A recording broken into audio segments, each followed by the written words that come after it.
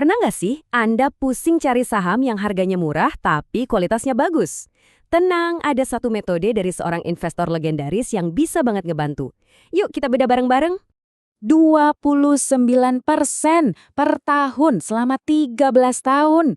Ini bukan angka main-main loh.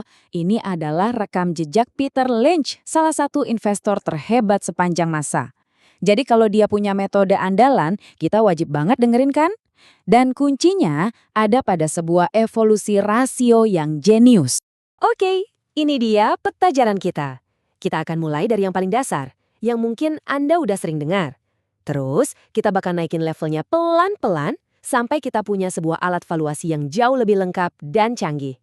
Baik, mari kita mulai dari fondasinya. Hampir semua obrolan soal valuasi saham pasti mulainya dari sini. Rasio price to earnings atau yang biasa kita sebut PE ratio. Ini langkah pertama bagi hampir semua investor. Jadi, apa sih sebenarnya PE ratio itu? Gampangnya gini deh. Rasio ini ngasih tahu kita berapa rupiah yang rela kita bayar untuk setiap 1 rupiah keuntungan yang dibuat perusahaan. Logikanya makin rendah, kelihatannya makin murah. Nah, ini dia rumusnya. Simpel banget kan? Cukup ambil harga sahamnya sekarang, terus dibagi sama laba per saham atau earnings per share-nya. Biar lebih jelas, kita langsung lihat contohnya. Yuk, kita coba pakai angka. Misal harga sahamnya Rp30.000 dan laba per sahamnya Rp3.000. Tinggal dibagi aja, dapat deh PE ratio-nya 10. Artinya, Anda bayar 10 kali lipat dari laba tahunannya. Gampang kan? Disinilah ceritanya jadi menarik. Banyak investor pemula itu berhenti sampai sini. Lihat PE rendah, langsung anggap murah. Padahal, ada satu kelemahan besar dari PE ratio. Rasio ini nggak menceritakan keseluruhan kisah dari sebuah perusahaan. Sekarang, coba deh lihat perbandingan ini. Perusahaan B, PE-nya cuma 10, jauh lebih rendah dari perusahaan A yang PE-nya 30. Sepintas, jelas perusahaan B kelihatan lebih murah kan? Tapi, coba lihat baris kedua, tingkat pertumbuhannya. Beda jauh. Jadi, mana yang sebenarnya lebih bagus valuasinya? Nah, untuk menjawab dilema tadi, Peter Lynch datang dengan sebuah upgrade yang cerdas banget. Namanya rasio PEG. Inilah solusi untuk kelemahan utama dari PE rasio, karena rasio ini memasukkan satu faktor yang super krusial. Kunci inovasinya itu ada di namanya price to earnings to growth. Jadi, rasio ini nggak cuma lihat harga dan laba sekarang, tapi juga memperhitungkan seberapa cepat laba itu bakal tumbuh ke depannya. Dan ini dia rumusnya. Kelihatan kan polanya? Kita tinggal ambil PE ratio yang tadi udah kita hitung, terus kita bagi sama tingkat pertumbuhan labanya. Simple tapi jenius.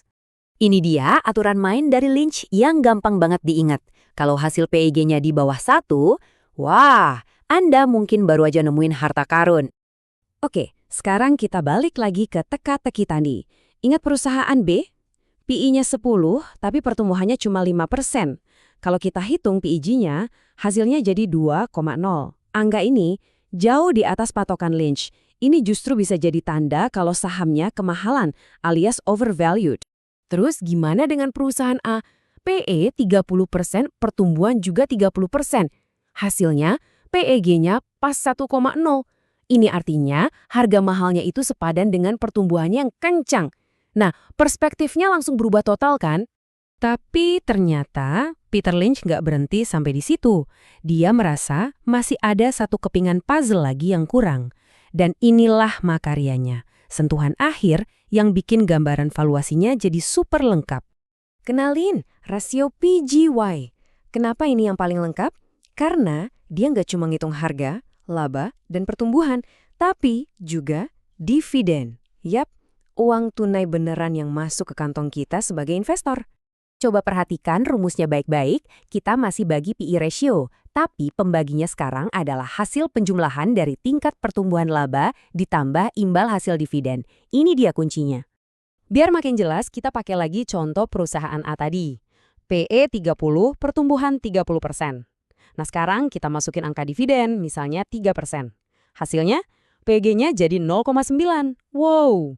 Tiba-tiba saham yang tadinya kelihatan wajar di angka 1,0, sekarang malah jadi kelihatan potensial kali undervalue. Inilah kerennya PG. Dia ngasih poin plus buat perusahaan yang nggak cuma tumbuh, tapi juga mau bagi-bagi keuntungan lewat dividen. Ini cara pandang yang jauh lebih utuh, dan inilah yang dipakai Lynch buat nemuin saham-saham jawara di pasar saham. Oke, kita udah belajar 3 rasio keren ini. Sekarang, gimana cara pakainya dalam praktek? Mari kita rangkum semuanya jadi satu kerangka kerja yang simple dan bisa langsung Anda gunakan. Simpel aja, 3 langkah. Pertama, hitung PE buat dapat gambaran dasar. Kedua, lanjut ke PEG untuk lihat apakah pertumbuhannya bisa menjustifikasi harganya. Terakhir, sempurnakan dengan PEGY biar Anda dapat gambaran paling lengkap termasuk faktor dividennya. Tapi ada satu hal yang super penting untuk diingat. Alat-alat ini luar biasa, tapi ini cuma titik awal. Nggak ada satupun rasio ajaib yang bisa ngasih tahu segalanya. Anda tetap harus ngerjain PR Anda, cek kesehatan keuangannya, lihat seberapa kuat saingannya, dan gimana prospek bisnisnya ke depan. Nah, sekarang alat-alat dari salah satu investor terhebat ini udah ada di tangan Anda. Pertanyaannya bukan lagi gimana caranya, tapi nilai sejati dari perusahaan mana yang bakal Anda bongkar pertama kali. Selamat berburu!